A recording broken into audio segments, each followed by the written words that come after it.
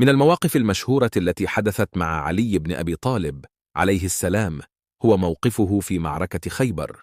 في هذه المعركة التي وقعت في العام 628 ميلادياً، قاد علي بن أبي طالب الجيش الإسلامي ضد حصن خيبر اليهودي القوي، وخلال المعركة نزلت البوابة الحصينة من الحصن وقامت برمي عدة حجارة على جيش المسلمين. علي بن أبي طالب تحدى هذه البوابة وخاض معها مبارزة شجاعة. بعد معركة شرسة تمكن علي من إزالة البوابة وفتح الحصن لجيش المسلمين. هذا الموقف يظهر شجاعة وإخلاص علي بن أبي طالب لقضية الإسلام ومساهمته الكبيرة في الدعوة الإسلامية والدفاع عنها.